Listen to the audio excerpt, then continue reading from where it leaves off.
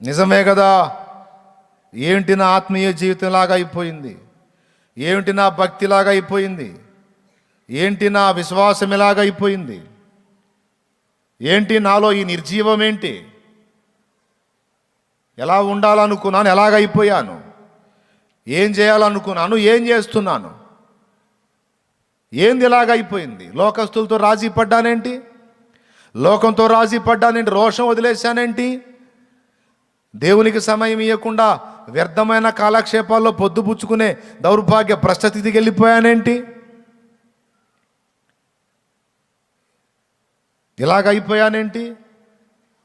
ఎవరి దయనో నేను వాంఛించేదేమిటి, అనేకులకు దయ చూపే స్థితిలో దేవుడు నన్ను వాంఛించుచుండగా నేను ఎదుటివారి దయ కొరకు వెంపర్లాడే దైన్య స్థితికి ఎందుకు వెళ్ళాను, నా భక్తి సాధన ఎందుకు ఇలా పాడైపోయింది, నేను ఎందుకు ఇంత స్పిరిచువల్గా దిగజారిపోయాను, అయ్యో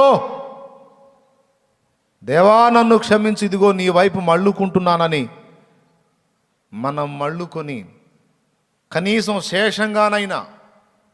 శేషంగా ఇంతమంది క్రైస్తవ సంఘంలో సార్వత్రిక సంఘం అంతా కలిపితే కోట్ల మంది క్రైస్తవులు, కానీ అందరూ దాదాపు ఎఫెక్ట్ అయిపోయారు.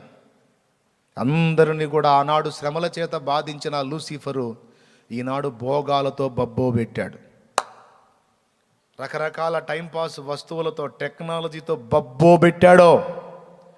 ఆఖరికి సేవకు వచ్చి సేవ చేస్తానికి వచ్చినోడు కూడా టెక్నాలజీని ఉపయోగించి ఎలాగ నేను ముందుకెళ్ళాలి, ఎలాగ నేను పబ్లిసిటీ కావాలా, ఎలా నేను డెవలప్ కావాలా, ఏ విధంగా నేను ప్రజల్లోకి వెళ్ళాలా అని రకరకాల ఐడియాలను వెతుక్కునే దౌర్భాగ్య పరిస్థితి దాపురించింది.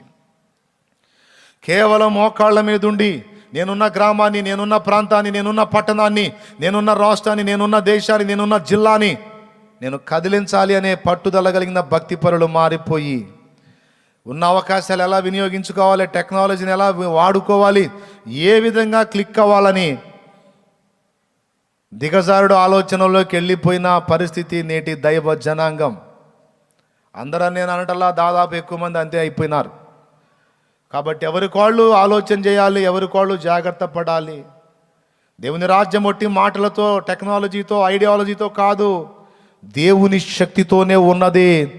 అంత్య దినములలో పైకి భక్తి గల వారి వల్లే ఉండి దాని శక్తిని ఆశ్రయించని స్థితిలో ఉంటారన్న గుంపులో నీవు ఉండరాదంటున్నాడు దేవుడు. దేవుని కంటే సుఖానుభవమును ఎక్కువ ప్రేమించేటువంటి గుంపులో నువ్వు ఉండరాదంటున్నాడు దేవుడు.